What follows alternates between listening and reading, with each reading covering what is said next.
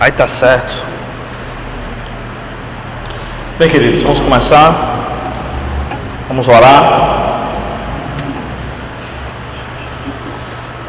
Eu tenho 2 pedidos de oração. Eu quero agradecer a Deus pela semana passada, deu tudo certo a viagem que eu tenho para fazer. E também quero sair de onde eu estou morando, quero morar em outro lugar. Tá? Alguém tem mais um pedido?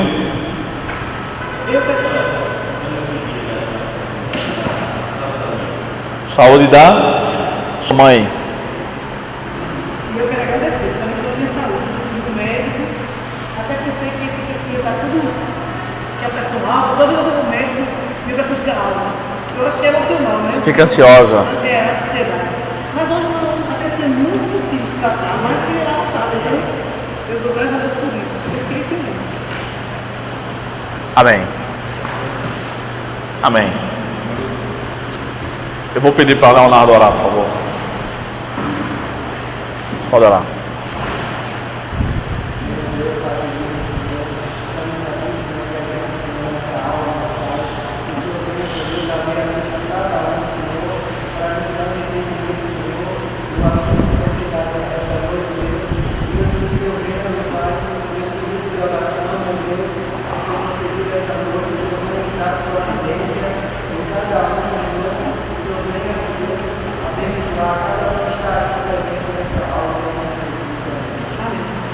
Amém. Obrigado. Bem, queridos, essa é a nova apostila, né? O novo assunto do nosso curso. Agora tem 10 páginas, mas vocês viram aí que já começa na página 8. Peguem ali a apostila com Júnior, tá? Boa. E nós vamos ver agora sobre a doutrina da pessoa de Deus, né? A média de 4 a 5 aulas sobre cada uma dessas doutrinas, tá bom? Essa é a nossa aula de número 6. E vamos lá, já oramos. Então por isso que já começa aí com o ponto 2, porque é a segunda doutrina, a segunda teologia, tá? E eu coloquei lá no grupo o roteiro do curso todo, tá? Eu alterei alguma coisa aí, puxei para cima alguma coisa, não lembro exatamente o que, mas está o mesmo conteúdo, tá bom? Estão entendendo o que eu estou falando? Do conteúdo que eu coloquei lá, conteúdo do curso que vai ser. Pois bem, então essa doutrina é chamada também de teontologia. Essa é a parte da teologia sistemática. A teologia sistemática é o todo, tá? Onde a gente vê as 10 doutrinas: a doutrina da palavra de Deus, a doutrina do ser de Deus, a doutrina de Jesus Cristo, dos anjos, da igreja, enfim, as 10 doutrinas. A segunda é a doutrina da pessoa de Deus. Primeiro a palavra de Deus, depois a pessoa de Deus.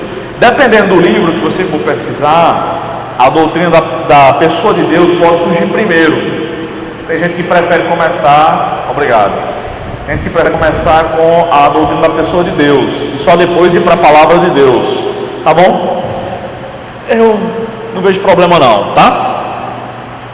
Então os teólogos chamam essa parte de teontologia, ou seja, a doutrina do ser de Deus.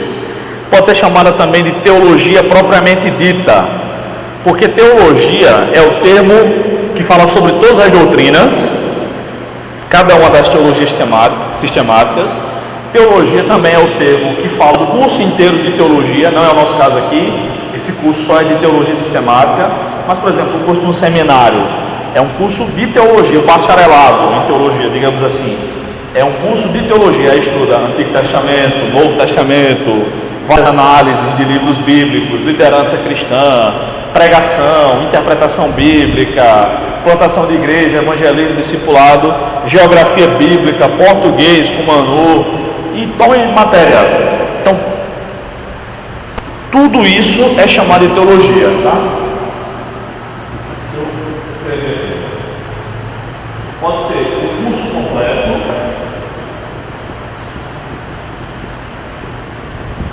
pode ser a sistemática, que é o nosso caso,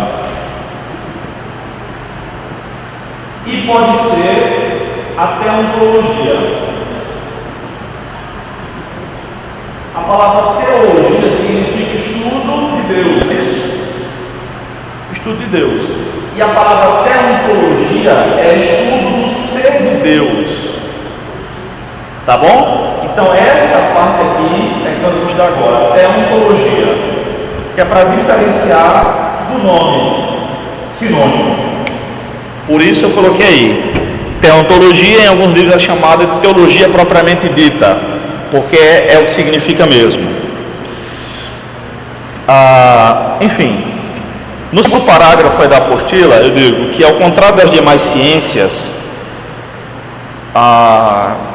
como filosofia, sociologia, língua portuguesa, matemática, biologia, química, enfim, elas se baseiam em observação, repetição e testes, tá? Na teologia não é assim. A teologia é uma ciência que é diferente de todas as outras, porque a teologia é com base na revelação de Deus. Deus se revelou, Ele chegou para a humanidade e disse: eu sou assim, escreva isso, Moisés, faça aquilo, vá para tal lugar. Deus se revelou. Não era possível ao homem conhecer o que nós conhecemos sobre Deus, ou o que nós conhecemos da Bíblia, por exemplo, por esse método de observação, repetição e testes. Como é que vai repetir o povo saindo do Egito, rumo a Canaã? Como é que vai fazer o teste com esse povo? Não dá para botar isso num laboratório, nem apenas observando, tá? Então, o estudo da teologia requer uma metodologia diferente também. Quem de vocês aqui é professor? Em qualquer nível. Tá, você é de música, eu suponho. Você é de português. E a senhora? Escola Bíblica. Tá bom. Escola Bíblica também vale, claro, tá? Tem bosta também. Quem mais, então? Sendo assim. Então, nos últimos anos, por conta dos trabalhos, eu não vou me aprofundar muito nisso não, mas eu quero tocar nisso rapidamente. Por conta dos trabalhos de Paulo Freire, um pernambucano, que nunca foi pedagogo, né? Paulo Freire, na verdade, era formado em Direito. Ele começou a escrever seus livros, e no Brasil não ganhou tanta ênfase assim, mas há museus sobre Paulo Freire fora do Brasil e tudo mais. Desde que Paulo Freire foi adotado como o patrono da educação brasileira, e a educação brasileira seguiu por essa metodologia freiriana, que as escolas brasileiras e as universidades têm caminhado para baixo. O exame nacional, internacional chamado PISA, PISA, o Brasil tem ficado nas últimas posições. E qual a culpa disso? De Paulo Freire e o seu método? É o chamado método indutivo. As crianças são colocadas diante do objeto da ciência a ser estudada, então o professor passou a não mais ser um professor, o professor passou a ser tido como educador, como facilitador e tudo quanto é sinônimo, menos professor. Eles não podem mais usar caneta vermelha para corrigir os trabalhos, porque, segundo os freirianos, traumatiza o aluno. Não pode colocar zero, então se o aluno colocar seu nome, isso aqui no Brasil, tá? Ele tem que colocar, se o aluno colocar, fizer na redação do Enem a receita do miojo, tem que dar uma nota a ele. Não pode botar zero na redação do Enem, porque ele fez aquilo ali. Ele fez alguma coisa. Ou seja, estamos criando uma nação sem futuro de ensinamento. Esse tipo de metodologia não funciona. Quando é que a criança, Manu, vai poder entender gramática pela observação? Não vai. Ela tem que estudar, ela tem que decorar, tem que aprender a conjugar os verbos, tem que ter a exposição do conteúdo. É alguém que aprendeu, que é mais esperta do que ela, um adulto pelo menos, e vai explicar como é que faz. Como é que a criança ou o adolescente vai saber que delta igual b ao quadrado menos 4ac, pela observação, pela indução? Nunca. Tá? Então, todo esse tipo essa metodologia de ensino tem sido discutida na educação brasileira, e na verdade eu não acredito que professor seja educador, nem facilitador, nem monitor, nem nada disso. Educador é pai e mãe. Ou quem cria, pai, mãe, biológico ou adotivo, é o educador. Não pode arrotar, não pode falar sobre coisa ruim à mesa, coisas sujas à mesa, não pode responder os mais velhos. O professor é contratado para ensinar o conteúdo programático. Não tem que ensinar para educar ninguém, não, é para ensinar, tá? O professor também não é facilitador, pelo contrário, muitas vezes é um dificultador, tá? O professor também não é monitor. Monitor tem na FEBEM. Professor é o que? É professor. Então a teologia, mesmo que essa metodologia funcionasse, e particularmente, irmãos, eu não acredito que funcione, a teologia não poderia ser ensinada assim. A Bíblia é com base na exposição, tá? Eu estou terminando uma pós-graduação em educação à distância. Estou cursando à distância, tá? E uma das matérias que eu paguei foi sobre essa metodologia de ensino. E aí quando a professora, quando eu vi o conteúdo de São Paulo Freire, esses caras aí, eu não acredito. Aí ela dizia, não, a gente tem que colocar o aluno, ele pode escrever o que ele quiser nos seus trabalhos. Eu disse, eu quero mesmo ver se isso funciona. No final, qual foi a minha avaliação? 2 provas. Se o que ela estivesse ensinando funcionasse, era para escrever qualquer porcaria e ela me passar. Mas não funciona tanto que eu tive que responder 2 provas. E teve questão que eu errei e minha nota baixou. Mas eu assisti tudo, eu li tudo. Tá bom? Bem, então a teologia é uma ciência com base na revelação. Eu não estou falando de profecia do nosso contexto de hoje em dia. Acredito nisso também. Mas é Deus se revelando. Então na teologia nós falamos que existe a revelação geral e a revelação especial. Eu estou seguindo o roteiro da apostila, tá? Se você for me acompanhando. A revelação geral é o que nós chamamos de criação. Os mares, as cachoeiras, o planeta, as estrelas, o universo. Aquilo que a gente olha e a gente chama de natureza, a Bíblia chama de criação. Foi criado por Deus. Isso é a revelação geral. O Salmo 19, versículo 1 diz assim: os céus proclamam a glória de Deus, o firmamento anuncia as obras das suas mãos. Ou seja, a criação diz o seguinte: existe um Criador, alguém fez isso. Essa é a revelação geral. A criação mostra que Deus existe.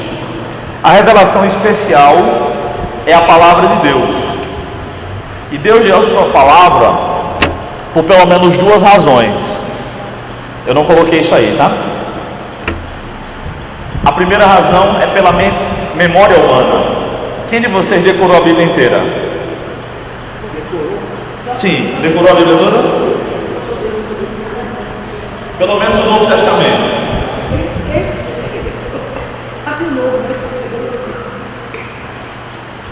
A segunda razão é para evitar o ocultismo. Diferentemente das chamadas religiões de mistério, tipo a maçonaria, que o Joaquim de Andrade explicou tão bem aqui algumas semanas, e outras religiões de mistério, onde as pessoas têm que ir avançando naquela religião para ter mais informações sobre ela. Diferentemente disso, o cristianismo bíblico não é assim. Qualquer pessoa, cristã ou não, pode comprar uma Bíblia ou acessá-la e pode ler tudo que a gente lê, a mesma Bíblia. Então não tem isso. Não tem algum livro ou algumas partes da Bíblia que só depois de 5 anos de crente a gente pode ler. Não. Você comprou a Bíblia, se você ler 40 capítulos por dia, você lê ela num mês, se tiver muita vontade. Se ler 20 capítulos por dia, você lê a Bíblia em 2 meses, em menos, tá? Então dá para ler a Bíblia 6 vezes por ano, pelo menos, se você tiver muita vontade. Qualquer novo convertido pode ler a Bíblia e pode... É impressionante, né? Eu sou crente há 18 anos. Se um camarada em algum lugar do Brasil se converter hoje e ele decidir estudar a palavra de Deus com muito afinco, e ele lê a Bíblia assim, por exemplo, 6 vezes dentro de um ano, e lê outros livros de teologia e estudar a palavra, daqui a 5, 6 anos ele sabe mais do que a gente tudo aqui, se ele mantiver esse ritmo. Não existe. Salmo 119, verso 100, diz assim: entendo mais a tua lei do que os antigos, porque amo os teus princípios. Então não tem isso, se o cara tem que ser velho na fé para entender a palavra. Não, isso é um jovem falando. Ele entende mais do que a lei, entende mais da lei do que os mais antigos, porque ele ama mais a Deus. Quem busca mais, recebe mais. Quem ora mais, tem mais poder. Quem lê mais a Bíblia, tem mais conhecimento. E é isso. Outra coisa, eu nunca vi alguém que se tornou um grande conhecedor da Bíblia que não frequentava a escola bíblica nem culto de doutrina. Eu nunca vi alguém assim. Não sei se vocês já viram. Eu nunca vi. Não, eu me converti, fui só para o seminário, lá aprendi tudo. Foi, filho? Tá certo. Me engana que eu gosto. Começa lanche? Aí quando você dá para o som, você chega no começo do seminário, aquelas bancadeiras que não tem no seminário. Ok, então a teologia não pode ser feita com base em meras opiniões humanas, mas naquilo que Deus nos deu a conhecer. Eu coloquei para conhecê-lo, né? Sua palavra. Ou seja, a gente só pode conhecer a Deus, saber quem está adorando e saber a vontade de Deus estudando a Bíblia, tá bom? Não há outra forma não, gente. Essa é a forma primeira e ordinária. Entenda-se ordinária aqui, não uma alusão ao compadre Washington, mas o antônimo de extraordinária, tá bom? E a primeira pergunta: quem é Deus? Coisa fácil de definir, né? Sem a apostila, alguém gostaria de fazer essa definição? Alguém se arrisca? Pense numa coisa difícil que eu tive aqui para escrever. Bem, vou ver o que é que eu faço aqui. Bem, eu achei algumas definições, né? No site Got Questions. Got Questions é a referência número 1 aí. O nome está em inglês, mas ele é em português. Essa parte aí, tá? Tem o site em português. Eles dizem lá: o ser, que Deus é o ser supremo, o criador e regente de tudo que existe, o ser autoexistente, ou seja, ele existe por si, não por causa de outro, que é perfeito em poder, bondade e sabedoria. É uma definição que abrange tudo de Deus? Claro que não é. Não há uma definição. A Bíblia é interessante, irmão, porque ela não começa explicando quem é Deus. Ela já parte do princípio de que Deus existe e que as pessoas saibam quem Ele é a partir do seu relacionamento com Ele. Então a Bíblia começa: no princípio Deus criou os céus e a terra. Então as pessoas vão conhecer quem é Deus pela vivência. Pela vivência. E isso varia, o conhecimento de Deus, de quem é Deus, varia de cristão para cristão, tá? E de onde a gente veio também. E que estilo de vida a gente leva. Por exemplo, vocês assistiam ou assistem ainda aquele seriado Chaves? Todo mundo sabe quem é, né? Pelo menos, né? Então, Chaves, no seriado lá, ele não conhece o mar. E a primeira vez que ele vê o mar é quando eles vão para Acapulco. Lembram? Tá, perdeu? Pronto, eu vou explicar para vocês. Eu assisti para poder dar essa aula, tá? Aí as pessoas estão conversando, né? Como é o mar, que tamanho é o mar. A Chaves diz: é desse tamanho, que é o tamanho da tela da TV. Uma vez perguntaram para uma pessoa que morava no sertão da Paraíba: você conhece o mar? Sim, eu já vi por fotos. E aí perguntaram para alguém que morava em João Pessoa: você conhece o mar? Disse: sim, eu vou à praia umas 5 ou 6 vezes ao ano, até mais. E aí perguntaram para um pescador lá de Cabedelo: você conhece o mar? Sim, é minha fonte de sobrevivência. Como é que eu não conheço? Eu pesco aqui de noite ainda. Quando você vê uma luz bem distante, sou eu que estou pescando lá, e meus companheiros aqui, a gente inventa as histórias nossas de pescador. E aí perguntaram para o marinheiro que estava aportado lá em Cabedelo: você conhece o mar? Ele disse: claro, eu já viajei por todos os mares. Aquela música de Lulu Santos, eu posso cantar tranquilo, sou descobridor dos 7 mares. E perguntaram para um estudante de biologia, um oceanógrafo, na verdade: você conhece o mar? Claro, eu conheço, eu sei quando a temperatura sobe, o que acontece, quando fica mais frio, onde é que os peixes vão para procriar e tudo mais. Finalmente perguntaram para um mergulhador da marinha: você conhece o mar? Disse: claro que eu conheço, eu consigo descer com um equipamento apropriado a uma profundidade que as pessoas não conseguiriam descer, senão os tímpanos estourariam, enfim, eu conheço o mar. Vocês notam que todos eles conhecem o mar em alguma medida. E dessa mesma forma também pode ser feita uma comparação entre nós. Se eu perguntasse aqui: você conhece Deus? Então todos aqueles que eu contei nessa história conheciam o mar. E todos nós conhecemos a Deus. Agora, como nós conhecemos a Deus? Tá? Há algumas definições aqui, mas Deus só é possível conhecer mesmo vivendo com Ele. Enoque andou com Deus e acordava de madrugada, devia estar pensando em Deus, trabalhando, pensava em Deus, e estava criando os filhos e pensava em Deus, e falava com Deus, até o dia que Deus disse: vem embora para cá, vem morar aqui. Acabou-se. Há uma definição aqui do Espiritismo. Quem pode ler essa definição, por favor? Para o Espiritismo, Deus é a causa primeira de todas as coisas. Para eles, a definição de Deus está em constante mutação e depende da evolução humana. Eles não creem na Trindade. Obrigado. Vai a aula sobre a Trindade, tá bom? Mas eu já peço a vocês que decorem a definição que está lá na apostila aí. Quem chegou atrasado, pega a apostila com o Júnior, por favor, tá? Pronto. Decorem a definição que eu dei lá, que eu dou na apostila aí, que é de Wayne Grudem. Semana que vem eu quero ver vocês com essa definição na ponta da língua. É simples.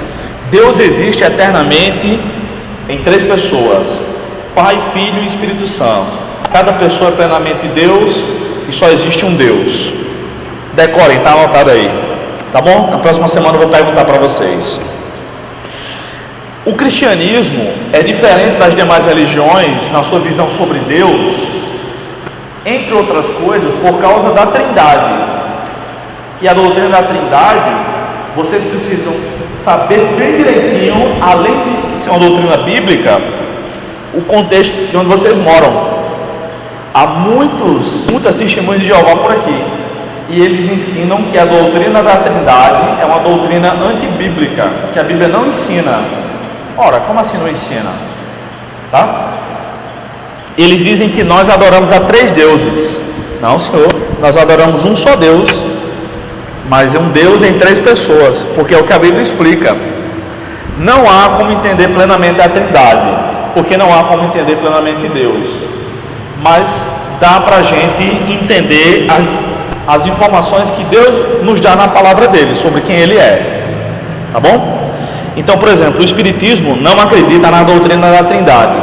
Para eles, Deus é o gerador de todas as coisas. Jesus Cristo é um espírito iluminado que foi um dia pecador e evoluiu, e hoje é um espírito de completa luz. E quem de vocês sabe aqui, quem é o Espírito Santo na doutrina espírita? Ninguém sabe? Para os espíritas. Não é um poder. Isso é para a testemunha de Jeová. É o próprio Espiritismo. Eu enviarei outro Consolador. Então os espíritas dizem que o trabalho que eles fazem, eu estou falando do espiritismo kardecista, tá? Mesa branca, copo com água, é de Macedo, essas coisas, tá? Mesma coisa. Você não acredita na Bíblia mesmo? Eles dizem que o trabalho que eles fazem de ajudar as pessoas é o Consolador que Jesus prometeu que enviaria, porque esse trabalho está consolando as outras pessoas. Quem aqui perdeu um parente muito querido? Perdeu ele cedo? Alguém de vocês? Para eles, a possibilidade de contato com essa pessoa que desencarnou, como eles falam, é um consolo. Então os demônios falam lá imitando as vozes dos mortos, e as pessoas começam a chorar e tudo mais, se emocionam. Em alguns lugares já foi feito já foi caso de documento judicial, eu não sei o termo técnico, tá? Se tiver algum advogado aqui, pode até me ajudar. Para prova criminal, o espírito psicografou alguma coisa, mas psicografou o seu próprio nome errado. Mas o juiz aceitou. E aí deu um de causa lá, não sei para quem. Já pensou? Que coisa, se a moda pega? Para o islamismo, quem pode ler essa definição? Pode ler, não? Ela, toda vez que você pega para ela. Ah, tá certo. Toda vez ele faz isso com você, já anotei, a segunda semana já. É envolvente, inocente e adulto. Mantenedor responsável do universo. Eles não acreditam na Trindade. Obrigado. O Islã também não acredita na Trindade, irmãos. O judaísmo também não, tá bom? Só o cristianismo acredita na Trindade. Os católicos e os protestantes. Os católicos, eu estou falando do Vaticano, tá? A doutrina oficial da Igreja Católica, eles acreditam na doutrina da Trindade igual como nós acreditamos, igualzinho. Alguns teólogos católicos mais populares estão querendo colocar Maria como a quarta pessoa da Trindade, nem cabe pelo nome, né? Mas o Vaticano não aceita. Então, as únicas religiões do mundo que acreditam na Trindade, a única é o cristianismo. E o cristianismo católico e o cristianismo protestante. E qual a importância de acreditar que Deus é uno e é trino? A importância é saber que nós estamos adorando o Deus correto. Alá, o Deus do Islã, é somente Alá, ele não tem filho. E é um Deus em uma pessoa só. Os espíritas, eles não adoram um Deus, eles dizem que a salvação vem deles mesmos. Jesus disse que a salvação não vem de nós mesmos, a salvação vem dos judeus, que a própria pessoa de Jesus. Nós somos maus e somos pecadores, e somos pecadores e somos maus, na ordem que vocês preferirem. Então a salvação não vem de dentro, nem vem do lado de algum igual ou igual nosso, um irmão nosso, mas a salvação vem de cima, vem de Deus. É Deus quem nos salva, porque Deus é a parte ofendida. A salvação consiste em ser perdoado por Deus. A salvação não consiste em alcançá-la por méritos próprios, mas a salvação consiste em Deus aplicar os méritos de Jesus Cristo a nós, a graça. Ok? Alguma pergunta, irmãos? Só assim, do Espírito Santo ainda tem no islamismo, esse Mohamedé, que ele disse assim, eles não acreditam no Espírito Santo, uma pessoa da Trindade, Mohamedé, para os muçulmanos, é uma espécie de consolador que enviado por Alá. Esse Mohamedé é o nome que eles colocam no Espírito Santo? É Maomé. É Maomé. É o grande profeta deles. Eles falam Mohammed ou Maomé. Tá? Bem lembrado, obrigado. Bem, vamos ver alguns aspectos da paternidade de Deus, que é de outro livro, tá? John Stott disse o seguinte: pesquisa em um é cópia. Aliás, cópia de um é plágio, cópia de muitos é pesquisa. Cópia de um é plágio, cópia de muitos é pesquisa. Então vocês vão ver que tem 26 referências de rodapé aí, tá? 26? Acho que é 26. Não lembro mais. Bem, eu vou para a última página. 26. Billy Graham diz o seguinte: ninguém devia escrever um livro e dizer meu livro, devia escrever e dizer nosso livro.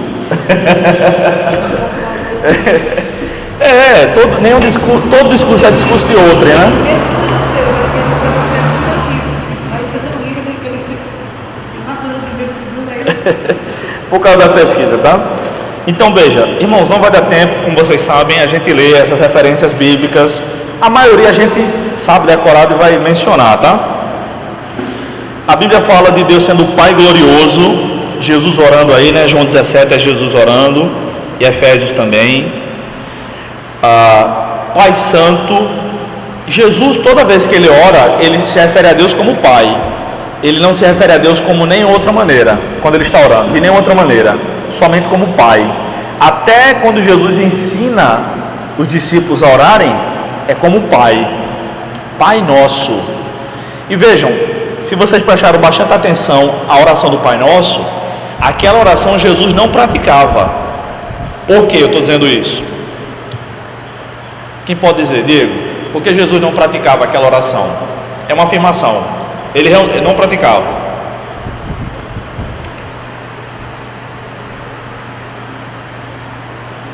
Vamos lá, gente. Vamos. Sim, mas ele ora. Em João 17 ele ora. Mas aquela oração ele não pratica. Por quê? Eu quero entender que aquela oração que está escrita, ele está ensinando aos outros como orar. Tá, mas tem uma parte lá que justifica isso. Decorem. Decoraram não, Pai Nosso? Perdoar nossos pecados. Assim como nós perdoamos a gente não ofendeu.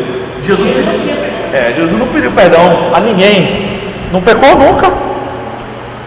Então ele está ensinando os seus discípulos a orarem ali, tá? Ok. Então, Deus é o nosso Pai glorioso, Pai santo, Pai justo, Pai perfeito, misericordioso, gracioso, fiel no cumprimento de suas promessas. Olhem essas referências em casa, tá? Eu colocaria um asterisco aqui, tá? Pai que escolhe seus filhos adotivos, mas eu quis colocar do jeito que o autor diz. O autor disse aqui, o pastor Hermes Temaia, é um pastor presbiteriano, então nada mais justo do que ele falar isso, né? Pai que escolhe seus filhos adotivos. A gente vai ver isso na doutrina da salvação, tá? Mas eu quis deixar aqui, porque na percepção dos presbiterianos, Deus é quem escolhe quem vai ser seu filho, ou seja, Deus é quem escolhe quem será salvo. A predestinação incondicional. Você é Alexandre? Oi? Você, seu nome é? Alexandre. Seja bem-vindo. Obrigado. Eu vou ficar na outra sala. É? Certeza? Tá bom.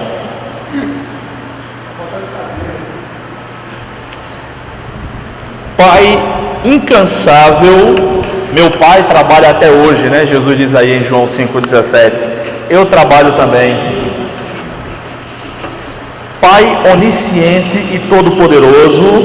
Vamos ver isso nos atributos. Pai que envia seu Filho para salvar o mundo. Eu vou voltar aqui ao ponto 11, tá? Já. Pai autoexistente. Deus não precisa de ninguém para existir. Pai livre em seus atos e Pai que se revela através do Filho. Vamos lá. Aqui no ponto 11, Pai que envia seu Filho para salvar o mundo, o seu povo, né? Aliás, ele coloca, o Hermes Temaia coloca o seu povo, não coloca o mundo, né?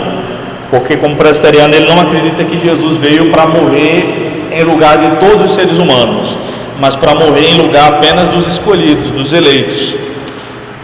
Vão anotando as coisas aí para a gente conversar sobre a doutrina da salvação daqui a alguns meses. Particularmente eu não acredito assim, tá? Eu acredito que Deus enviou Jesus para morrer no lugar de todos os pecadores. Deus é autoexistente e Ele não criou o universo e o ser humano porque Ele estava se sentindo só.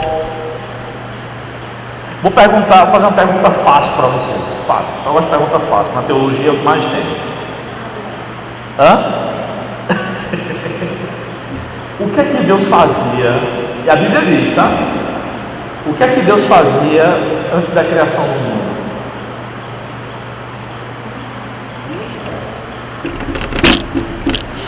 Eu vou dar uma dica para vocês. Lá em João 17, Jesus diz isso. Vamos ver?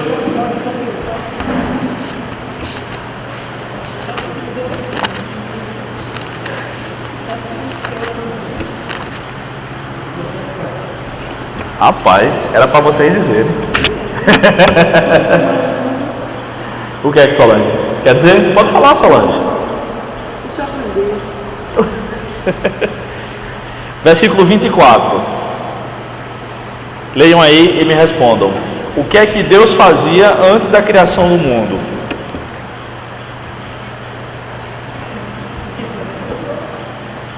Quer responder?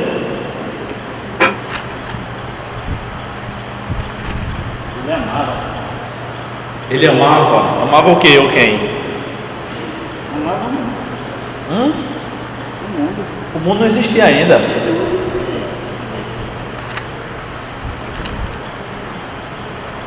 Ele amava a si próprio na Trindade. Foi para você qualquer coisa. Isso. Por isso que a Bíblia diz que agora você ele não dá para ninguém. Dá não. Todo mundo da glória é Deus mesmo. São todas as coisas. Quem de vocês gosta de fazer as coisas em casa ou trabalhando ouvindo música? No carro? Alguém aqui não gosta de ouvir música? Eu nunca conheci alguém que não gosta de ouvir música. Diga só, você não gosta? Não, tudo bem.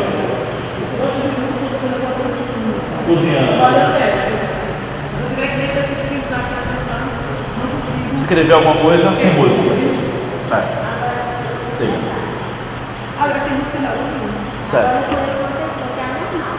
Você fala mais alto sem microfone do que com microfone. Eu estou notando agora. Meu vizinho me disse na rua, porque ele é anormal.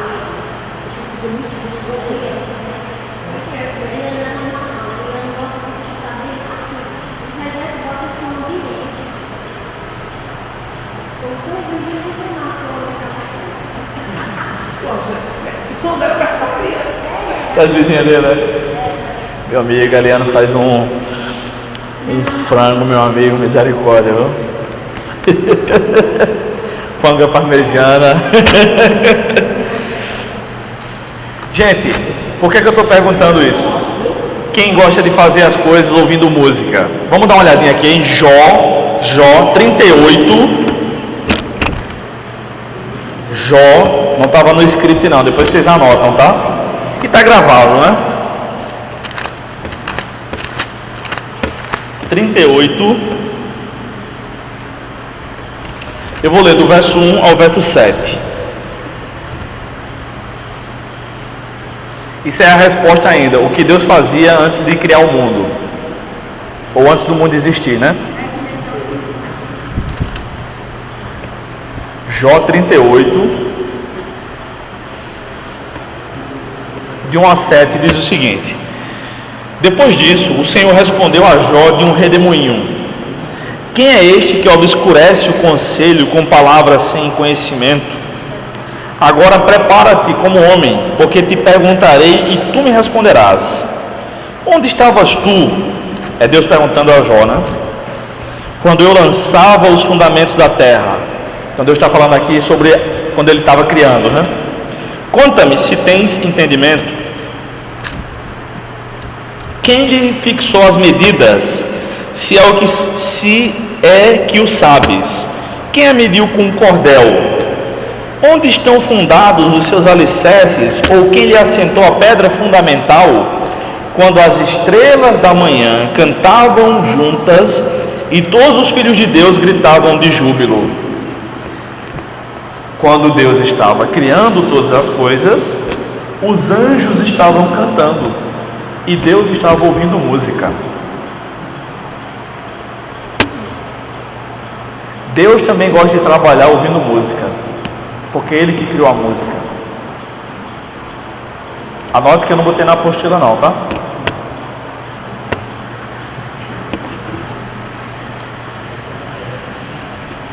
Música é bom demais.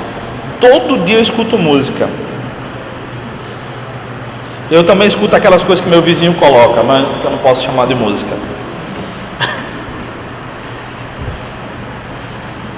Então, irmãos, Deus é o Pai autoexistente. Ele existe por si. Ele é o único que tem vida nele mesmo. Nós não. a nossa vida foi dada por Deus, e a Bíblia diz que a nossa vida pertence a Deus. A gente não pode criar vida, no máximo a gente pode se reproduzir. Tem um detalhe que a gente muitas vezes, eu até estou corrigindo, já estou falando isso, muitas vezes eu digo assim: Deus foi, Deus é, será.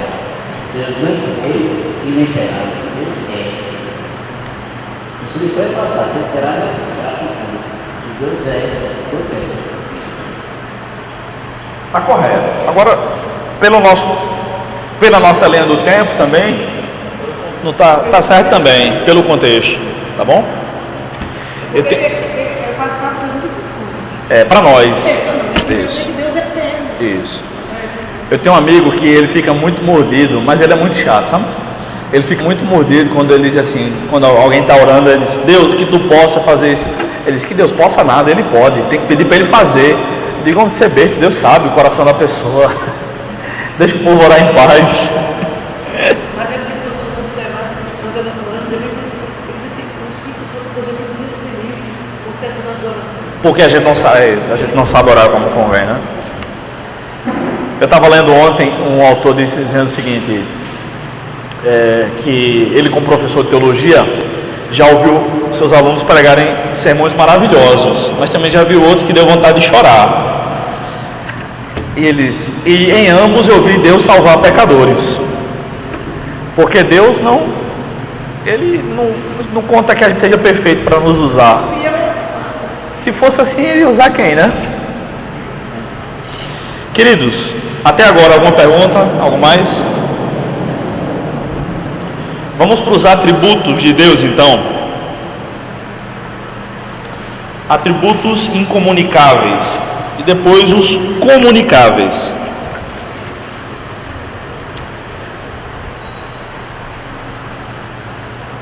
Veja só, essa definição de atributo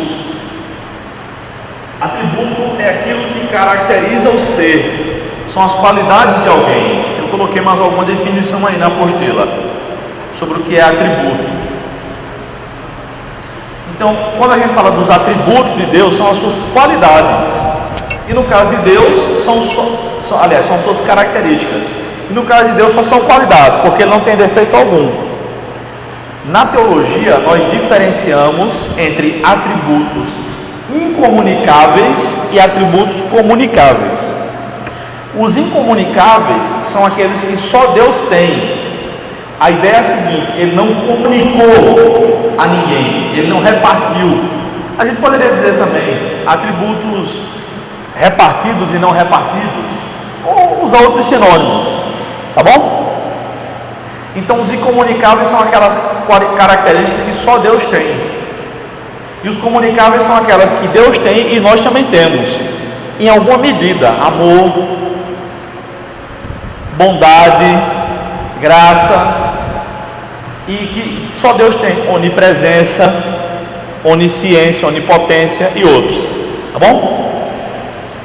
Dependendo do livro que você vai pesquisar, esses atributos podem ser mais ou menos e podem ter outra categoria. Por exemplo, eu vou explicar isso antes de abordar como eu coloquei aqui na apostila, tá? Por exemplo, Diego está com o livro ali de Gruden, né, Diego? Sempre traz, bem acompanhado. Gruden é meu teólogo sistemático preferido. Gosto de muitos outros, mas o que eu mais gosto é Gruden. Mas nessa questão dos atributos, ele coloca a onipotência, poder para fazer tudo, como atributo comunicável e não incomunicável, ou seja, como algo que o ser humano tem. Por que ele faz isso? Porque ele define esse atributo de maneira um pouco diferente do que estamos acostumados a definir. Ele fala como tendo vontade para fazer algumas coisas. Então Deus pode fazer tudo e nós podemos fazer algumas coisas. Mas a maioria dos outros teólogos não faz isso, não faz essa distinção que Gruden faz. A maioria coloca a onipotência nos incomunicáveis, no time dos que só Deus tem, tá bom? Então, dependendo do livro de teologia sistemática que você vai ler depois, pode variar um pouco, tá Tá bom? Mas isso aqui não é matemática, é teologia. Vamos lá então. Onipotência. Deus, eu procurei dar uma pequena definição de cada atributo e um pouco de explicação, tá? E a gente vai conversar sobre eles. Primeiro, onipotência. Deus tem poder para fazer tudo o que desejar. Aí em Jó diz assim, né? Bem sei que tudo podes e que nenhum dos teus planos pode ser frustrado. Essa referência aí. A expressão todo-poderoso aparece por 62 vezes nas Escrituras, sendo 48 no Antigo Testamento e 14 no Novo Testamento. Todo-poderoso, ele é chamado de o Deus Todo-Poderoso. Para ele não há nada impossível. Ele exerceu seu poder para criar todas as coisas e as sustenta continuamente. Então, nas questões de exceção, eu vou explicar no item 2.4, deixa eu ver, que é a questão da linguagem figurada, antropomórfica. 2.4, tá? Por exemplo, onipotência diz que Deus tem poder para fazer tudo o que desejar. Mas o que significa? Significa que Deus pode desejar qualquer coisa? Claro que não. Ele só pode desejar algo que esteja de acordo com o seu ser. Deus pode desejar enganar alguém? Não, que ele não é Lula. Não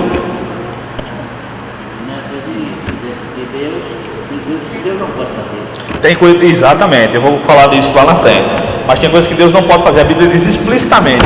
Eu alistei pelo menos 5 coisas que Deus não pode fazer. Não é por falta de poder, é pelo seu caráter. Então, onipotência significa que Deus tem poder para fazer tudo o que desejar. Mas é claro que Ele não pode desejar fazer tudo, absolutamente. Tá bom? Número 2. Onisciência. Deus sabe de todas as coisas ao mesmo tempo. Ele sabe de todas as coisas que já aconteceram, aí da nossa perspectiva, como a gente estava conversando aqui, pode, né? Das que acontecerão e daquelas que poderiam ter acontecido se os homens tivessem tomado atitudes diferentes das que tomam todos os dias ou das que tomaram, não é? O que teria acontecido se eu não tivesse vindo hoje aqui? Deus sabe de tudo, até o que teria acontecido. Ele não só sabe de tudo, absolutamente tudo, como Ele sabe também das possibilidades. Ele nos deu inteligência para tomar a maioria das decisões. Então todos os dias a gente toma inúmeras decisões e às vezes a gente vai estar, como a gente diz assim, estou no automático, né? Por exemplo, eu estava aprendendo a dirigir carro, era uma tensão, meu amigo. Ia devagarzinho na direita. Agora eu vou ouvindo música, vou conversando, vou no automático, ir ligeiro e tal, enfim. Já viajei tanto, pelo amor de Deus, que... Mas são decisões pequenas que eu tenho que tomar. A decisão de passar cada marcha, de virar para a direita, de sinalizar. Coisa rara aqui na região, né? Sinalizar. Sobretudo pelo lado da praia. É o pior lugar de dirigir na Paraíba, é na praia ali. Os carros lá não tem sinaleira não, tá? É a opção da fábrica. Então que roupa escolher? A gente escolhe uma roupa adequada, uma roupa que combine. Quem de vocês orou para saber a roupa que precisava vir hoje? Pois é, tem gente que faz isso, irmão. É um exagero. Não precisa, a Bíblia não exige isso de nós. Deus é onisciente, Ele sabe de tudo. A gente não sabe, mas Ele sabe até as decisões, o que teria acontecido se as nossas decisões tivessem sido diferentes. Tá? Ele nos deu inteligência para a gente tomar a maior parte das decisões. Então, a maior parte das decisões que a gente tem que tomar é só por uma questão de inteligência. Não é isso? E coragem, muitas vezes. Eu digo as questões do dia a dia, né? Bem, a onisciência de Deus então fala disso, que Deus sabe todas as coisas. Eu coloquei algumas referências aí, né? O Salmo 139, eu vou dar uma colher de chá aqui para vocês, tá? O Salmo 139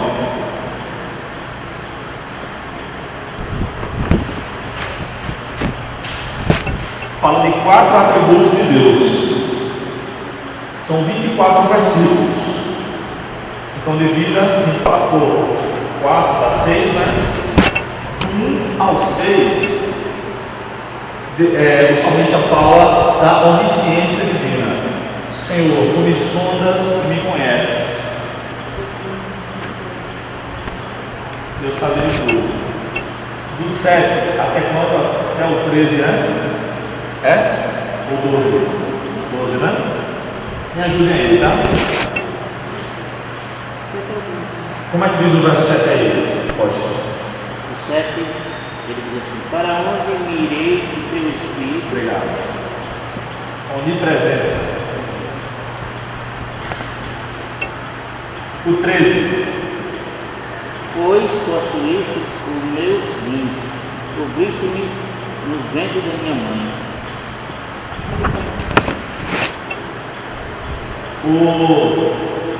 Aqui até o 17. Acerta aqui, gente. Me ajudar aí. 19, né? O 19, não o 19. Ó Deus, tu matarás de certo ímpio, apartai-vos, portanto, de mim, homens de sangue.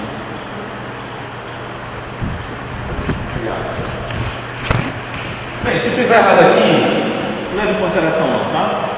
Mas é de 6 em 6. Né? Cada 6 versículos, o salmista apresenta um atributo divino: a onisciência, a onipresença, a onipotência e a onijustiça, o professor só de justiça. Esses três são atributos, os três primeiros são atributos incomunicáveis. Só Deus tem. O último é um atributo comunicável. Nós temos que ter e exercer o bem. Aí a justiça no contexto do salmo impede a vingança, pede para Deus matar, porque é na antiga lei, na antiga aliança, aliás.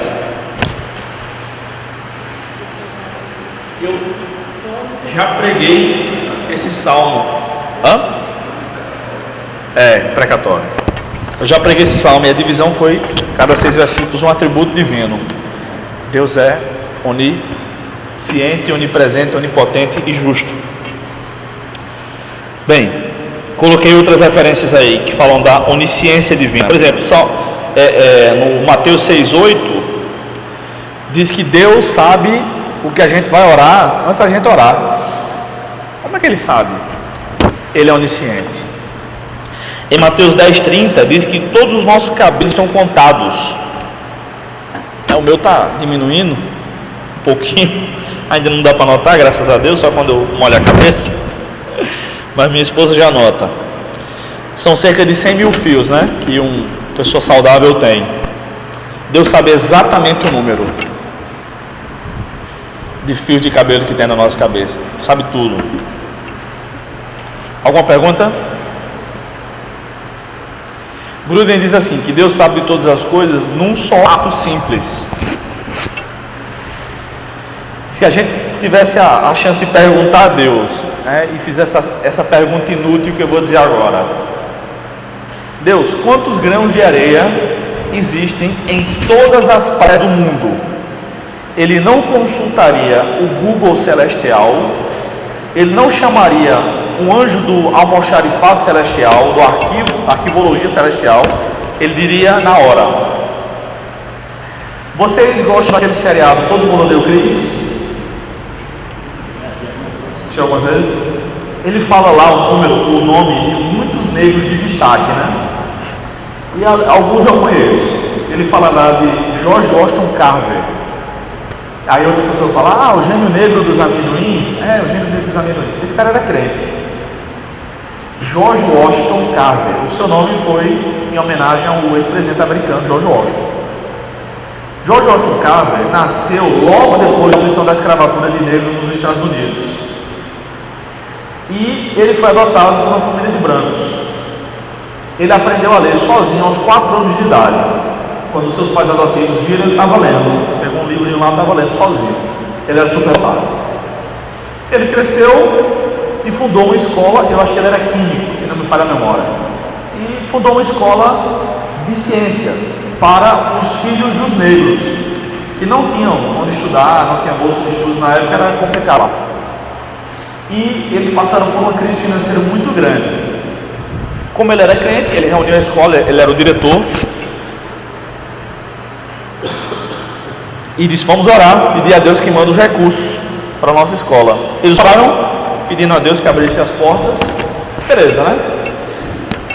Um belo dia ele estava dormindo e ele teve um sonho com Deus. Ele estava diante de Deus e aí ele podia fazer um pedido a Deus no sonho. E ele disse assim: Deus, me ensine tudo sobre o universo. Aí Deus disse para ele assim: é muito para você. Aí ele ficou meio assim, pensou e disse: então me ensine tudo sobre o planeta Terra. Aí Deus disse: ainda é muito para você. Ele não desistiu. Aí ele disse: Deus, me ensine tudo então sobre o ser humano. Aí Deus disse: é muito para você. Ele baixou a cabeça assim: e agora, né? Aí ele olhou no cantinho da sala onde ele estava falando com Deus, tinha um amendoim no chão. Aí ele disse: Deus, me ensine tudo sobre os amendoins. Aí ele disse: vai estudar que eu vou lhe abençoar a tua pesquisa. Quando ele acordou, ele pegou os amendoins que tinha na casa, levou para o laboratório e começou a estudar os amendoins. Ele criou mais de 300 produtos à base de amendoim. Por isso George Washington Carver é chamado de o gênio negro, porque ele era negro e no contexto dele fazia toda a diferença dos amendoins. Ele nunca patenteou nenhum produto. Não é pecado patentear uma invenção, mas ele se sentiu indigno. Ele disse: não, foi tudo Deus que me deu. Claro, foi tudo Deus que me deu, mas foi a vontade dele, né? Ele criou pasta de amendoim, paçoca, até esterco, adubo, melhor dizendo, esterco não, adubo à base de amendoim. E o pessoal da União Soviética, não sei se foi Lenin, se foi Stalin, não lembro, eu tenho um livro lá em casa, vocês podem olhar na internet, tá bom? Mandou pesquisadores estudar com ele lá nos Estados Unidos para aprender a fertilização, a base de amendoim e tudo mais. O que é isso? Isso é uma gotinha da onisciência divina, quando ele deseja despejar no ser humano, fazendo de alguns seres humanos superdotados. Já imaginou você criar 300 produtos? Tá bom? Deus, eu estava lendo ontem que quando Deus deu sabedoria a Salomão, ele, entre as muitas coisas que Salomão fez, ele compôs 1005 cânticos. Tá a referência aí, tá? Tá em algum lugar aí. Tá nos outros atributos, no conhecimento. 1005 cânticos. Vocês conhecem Asaf Borba, não conhece? Asaf Borba está no área do louvor aí há mais de 30 anos. Asaf Borba não tem 800 músicas ainda. E é muita música, 800 músicas. Roberto Carlos não tem 800 músicas. São 700 e poucas também. Mais ou menos a mesma coisa que Asaf. Salomão foram 1005. Charles Wesley, o irmão de John Wesley, do avivamento inglês do século XIX, compôs 6.000 hinos. Ele compôs 6 vezes mais que Salomão, 5 vezes mais que Salomão. A harpa cristã, da última vez que eu olhei, tinha 600 e poucos hinos, 625, se não me falha a memória. Vou arredondar para 600. É como se sozinho Charles Wesley tivesse composto 10 harpas cristãs.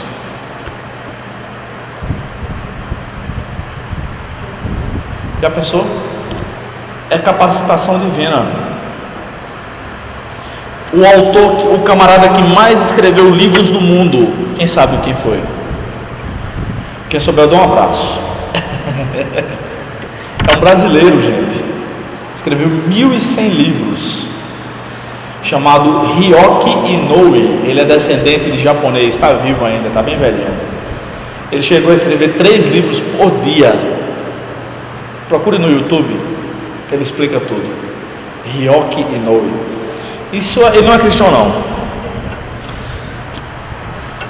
Quando alguém diz assim, quem é a sua inspiração para escrever? Eu digo, Ryoki Inoue.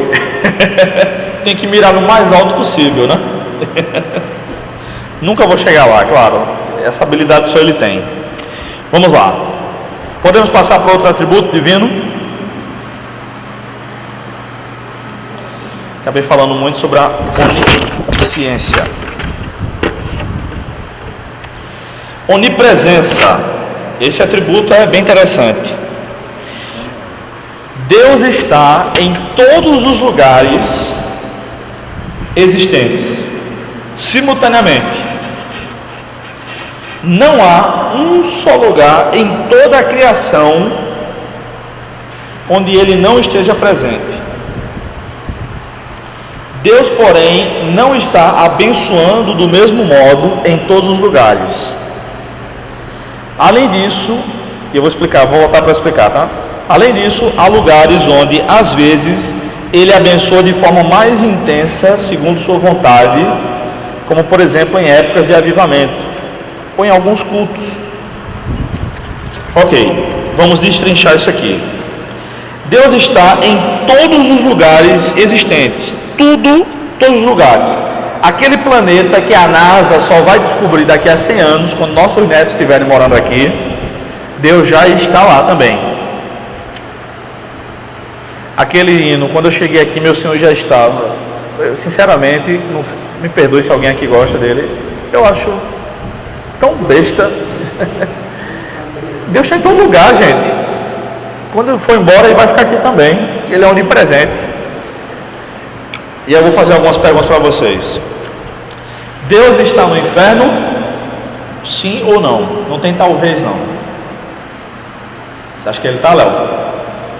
Quem acha que Deus está no inferno? Quem acha que ele não está? Se o inferno for um lugar, ele está lá. Deus estava em Adolf Hitler?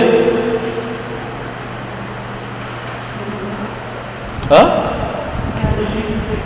Sim? Estava nele ou não? Claro que estava. Ele não foi criado por Deus? Então estava. Deus está em todos os lugares e em tudo da sua criação. Tá bom? Vamos deixar aqui. Seguindo aqui, a onipresença. Não há um só lugar em toda a criação onde Ele não esteja presente. Deus, porém, não está abençoando do mesmo modo em todos os lugares. Por exemplo, na BR, daqui para cá dele tem alguns motéis. Deus está nesses motéis lá agora? Ou não? Tá. E Ele está aqui também, não está? Ele está do mesmo modo aqui e lá? Não, aqui Ele está abençoando. Lá Ele está porque Ele é onipresente. Está abençoando não. Deve ter algum bar por aqui onde alguém está enchendo a cara. Deus está lá? Ele é onipresente. Mas Ele está do mesmo modo lá? Não. Além disso, há lugares onde às vezes Ele abençoa de forma mais intensa. Solange, você junto com seu esposo são fundadores aqui, né? Dessa igreja, né? Um pouquinho depois. Certo. Quantos anos faz que vocês estão aqui? Hã? Quem está aqui faz uns 20 anos. Tá bom. Todo culto é a mesma coisa? Tem culto, a pergunta se estende, tá? Tem culto onde a presença de Deus é mais forte, sim ou não? Sim. Claro que sim. Hã? Não entendi. Diferente? Sim. Claro que é. Claro que é. Eu não senti a presença de Deus aqui hoje ainda. Não sei se alguém está sentindo. E daí? Ele está aqui conosco. É pela fé que a gente anda, não é pelo que sente. Quando a gente está doente, Deus está ali também. Sexta-feira eu passei muito mal, sexta-feira à tarde. Muito mal mesmo. Fiquei dormente, gelado, quase desmaiei. Muito mal mesmo, não sabia o que fazer. Estava dentro de um ônibus, indo para o aeroporto de Guarulhos, voltando de viagem. Deus estava comigo ali, onde eu estava quase morrendo. Eu passei, minha esposa ficou preocupada. Foi. Domingo, de sábado para domingo, eu passei mal de novo, estava em casa, não fui para a igreja domingo. Deus estava comigo ali, eu não estava sentindo, na verdade não estava sentindo nada de bom, quanto mais a presença de Deus, mas Ele estava comigo ali. quarta-feira, dia 15, foi meu aniversário de casamento, 6 anos, tá? Como eu falei para vocês, né? Não perturbem, né? Estava muito feliz. Eu e minha esposa passamos um dia maravilhoso. Vai bater a porta ali. Um dia maravilhoso. Estava alegre. Deus também estava conosco. A gente estava alegre. Mas quando a gente está triste, também Deus está conosco. Tá bom? Então, às vezes, Deus está em algum lugar abençoando de maneira mais intensa a gente. Uma vez um amigo meu, que é pastor, disse assim, foi meu professor, ele inclusive. Ele disse em sala de aula que uma vez ele estava orando no seu quarto, estava sozinho, estava orando de joelho do lado da cama. Ele disse, eu senti a presença de Jesus tão forte, que eu me levantei assim, estava baixado de joelho, eu me levantei para ver se Jesus estava sentado na minha cama. Às vezes a gente não sente quando chega alguém perto da gente.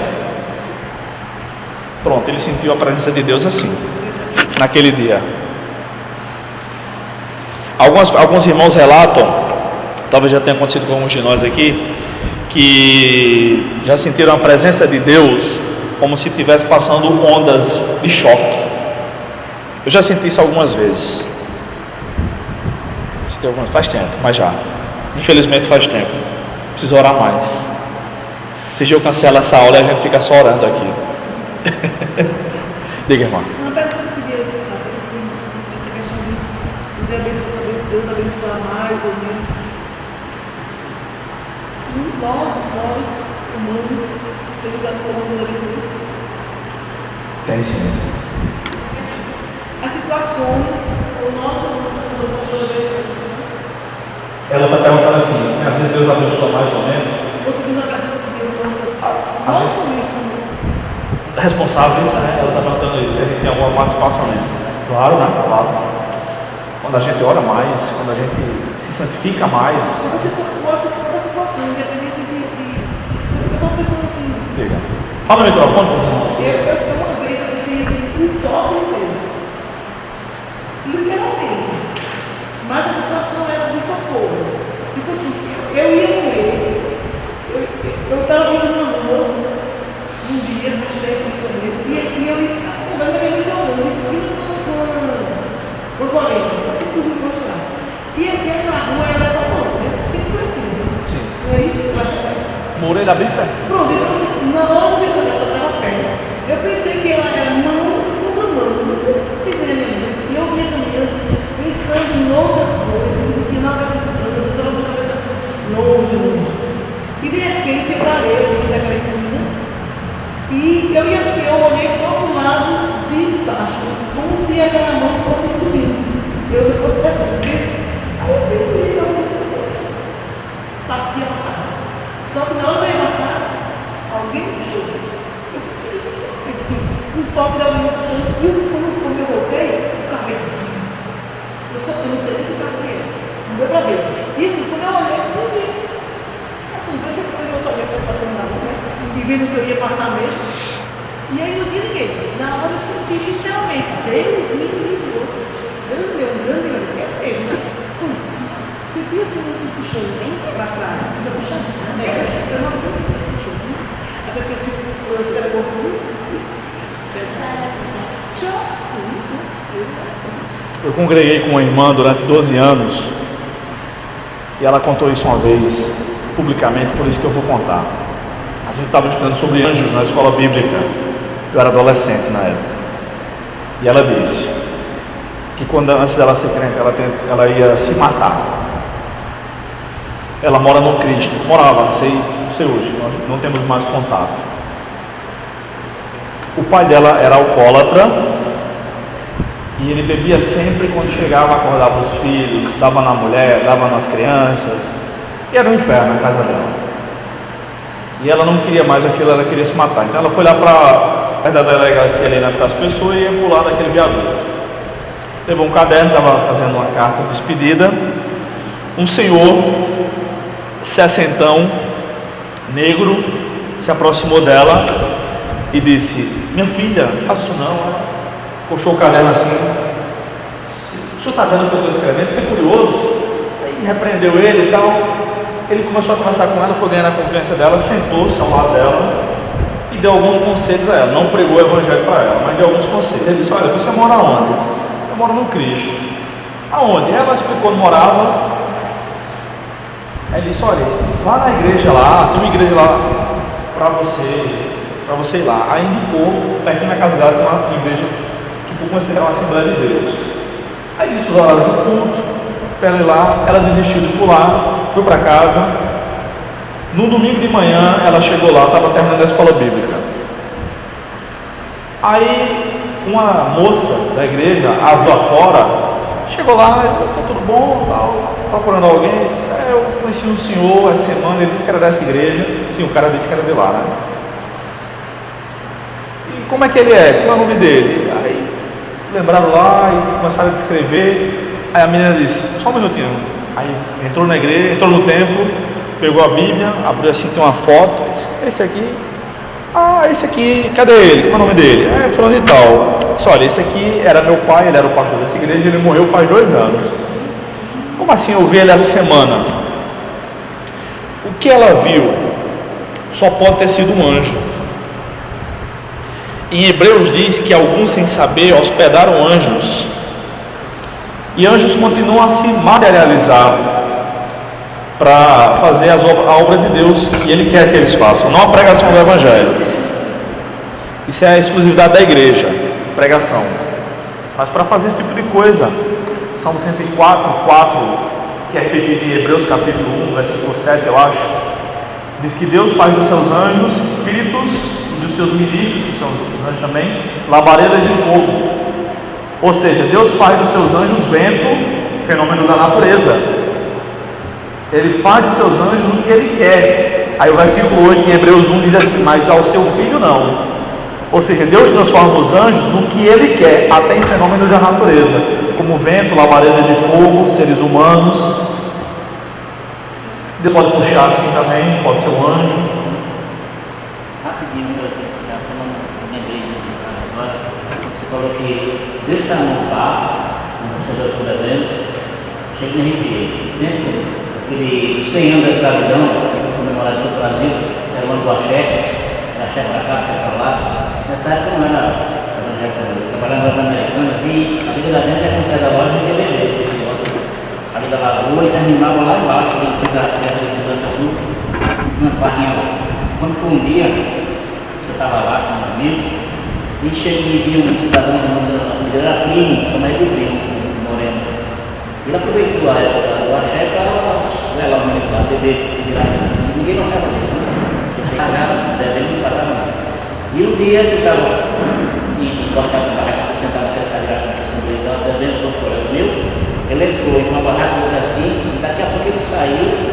E quando. Quer ficar em pé, não, irmão? Só foi um momento de segundo. E eu olhei do lado, o camarada da luta contando assim do meu lado. Eu sentava assim, eu não tinha para onde ir, o balcão da barraca estava aqui. E ele estava atrás de mim, não dava para ver quem era. O cara apontava assim, apertou, eu só vi um pedacinho. Só vi um fumaceiro passar, um fumaceiro do grupo, fiquei surdo na rua. E depois daquilo tudo, eu fui trabalhar, e eu naquela minha mente, foi Deus que me protegeu daquela criança. Ele estava comigo na hora, ele não me perdeu, sabe? Foi porque ele entrou, acho que foi dele comigo lá, que chegou assim, pegava o camarada e não pagava nada, certo? E nessa altura o cara só o dedo mesmo, que eu vi o fogo acendendo, eu saí do camarada. Eu fiz essa vida tudo assim, e no outro dia eu descobri que era um sargento reformado da polícia, e o primo chamado Pedro. E ele para o embate, Deus está num bar, e eu creio chegar também aqui de novo, porque se não fosse naquele momento, eu não estaria aqui hoje conversando isso, eu não sei. Amém. Bem, irmãos, o Salmo 139 fala disso, da onipresença de Deus, já coloquei ali, né? Para onde me ausentarei do teu espírito? Para onde fugirei da tua presença? Aí ele disse: se eu fizer minha cama lá em cima ou lá embaixo, o Senhor vai estar lá, tá? Uma pergunta que o pessoal faz, alguns irmãos não acreditam no arrebatamento da igreja, né? Os amilenistas. Então, os milenistas como eu, dizemos o seguinte, que vai haver salvação depois do arrebatamento da igreja, mas esse é assunto para a última teologia do curso, tá? É a 10ª, a escatologia. E eles dizem o seguinte: como é que vai haver salvação, arrependimento, se o Espírito Santo vai ser retirado da terra junto com a igreja? Aí eu respondo o seguinte: como é possível tirar alguém que é onipresente de algum lugar? Não tem como. O Espírito Santo desceu no dia de Pentecostes é a linguagem figurada, porque o Espírito Santo já habita aqui nesse mundo. Ele é onipresente, ele é Deus, tá bom? Ele não veio de cima. Aquilo é uma linguagem para a gente entender, ok? Diga. Essa visão dessa visão, porque a Bíblia diz que morre sexualmente, né? E daqui a pouco ele vai ter que ir na coisa esperar, por exemplo, eu, da minha família, falar comigo, entendeu? Aí assim, porque se o senhor acreditar que realmente isso aconteceu, que esse pastor correu e falar com a sua para não morrer, a coisa vai pensar que eu não tinha mais recurso nenhum, não tinha fazer, porque até porque aquele cara no laço que ele aqui na terra, então não vai com os anjos. Eu fiz dessa mão com o cara do pastor lá 2 anos e morreu o caso dele. Não, eu não disse que foi o pastor não, que voltou não. Isso foi um anjo que se materializou. O pastor está no céu. Agora Deus olhou a forma de um dos seus servos, tá? Outra coisa. Tanto que ela nem conhecia ele. Não, ela não conheceu. Não sabia nem quem era. Por isso que fez isso. Era um anjo, irmão. Outra coisa. Não vai precisar, eu não conhecia, ela não conhecia. Então, eu não conhecia ninguém. Ela viu uma pessoa lá, uma hora chegou na igreja procurando. Mas ele não disse que quando ele foi lá, ele veio lá, você pagasse a característica dele. A moça não foi fora.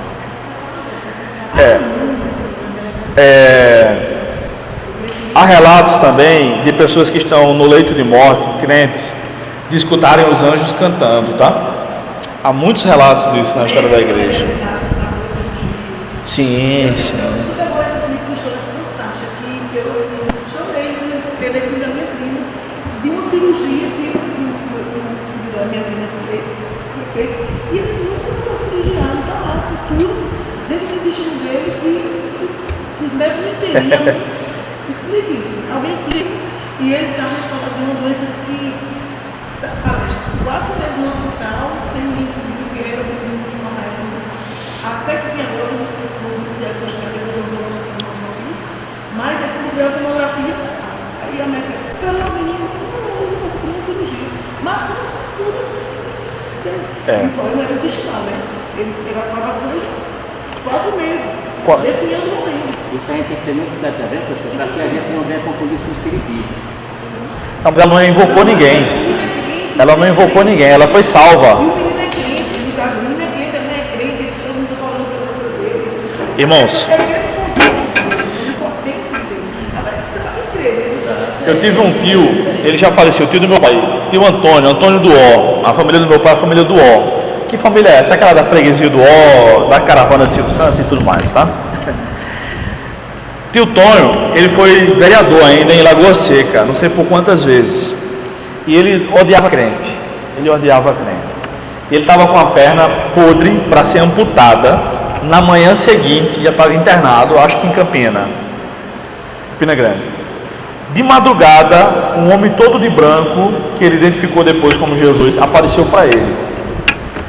E fez assim com o dedo e pôs assim na perna dele. Ele entendeu que era para os médicos fazerem uma incisão ali, um corte. Ninguém resolveu, os médicos não resolveram.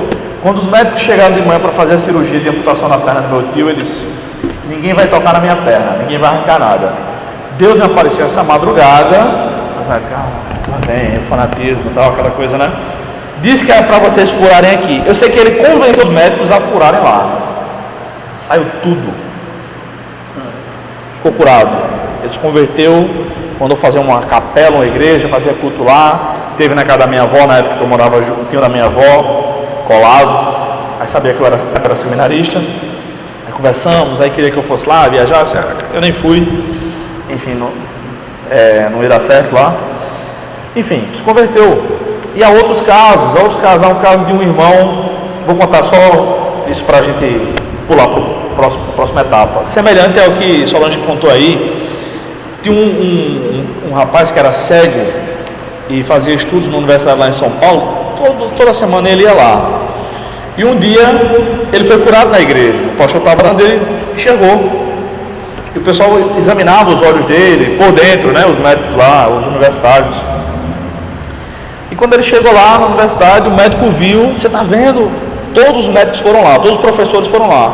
Como é que você está enxergando? Isso é impossível. Aí olharam o olho dele lá e disse, rapaz, tem um tipo de nó aqui que eu desconheço, ninguém conhecia. Aí disse, vamos fazer o seguinte, aí marcaram para outra semana.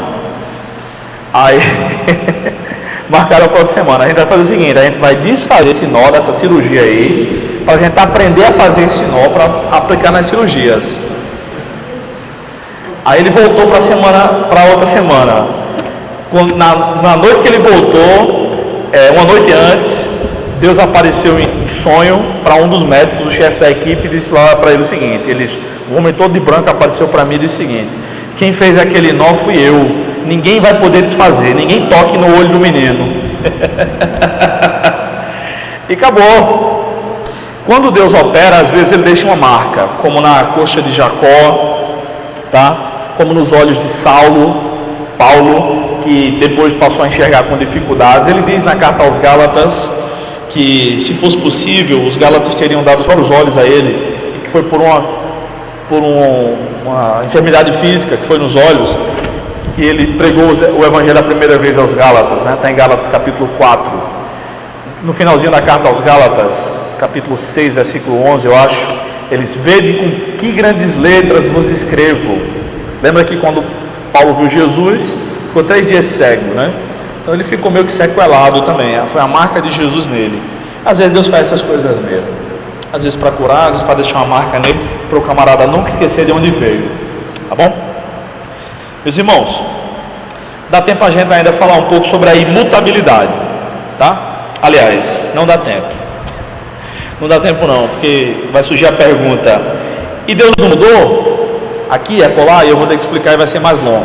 Então isso vai ficar para a semana que vem. Diga, jovem. Não Precisa não. O microfone é lá, assim. encantada com as coisas que eu escuto. A experiência que foi vida que eu vi, a Solano e a Deus. E comigo não foi diferente.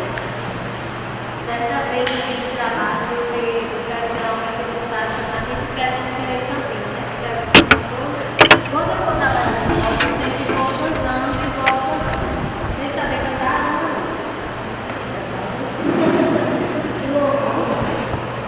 Mas eu vou louvando e volto louvando. E nesse dia, quando eu voltei, sabe a função? Eu passei por cima de uma mulher bruxa feia. Feia. E eu disse a Francisca, só podia ser alguma coisa para me matar. Para eu morrer. Eu passei por cima, tá? Cabelo enrolado. Sabe quando estava na moda? Tu lembra quando era quando o cabelo da moda era de bolso? Que a gente botava um pouquinho assim. Rapaz, não revela o segredo do... Aí a moda era colocar aqui, ó. Só que não existia selagem. Cabelo da mulher dessa altura aqui, ó. Branco. A mulher não era feia, normal, só que eu me deixava. Primeiro, não tive medo. Se fosse a moda, eu acho que caiu no chão. Eu não tive medo. E passei, eu vi, eu senti. Era um espírito. Eu senti quando o pneu da moto passou por cima da mulher. E eu não rodeei a moto, no final eu passei por cima dela. Era um espírito. Era um espírito. E eu sei que eu passei por cima dela. Amém. E eu parei de cantar e disse, Deus,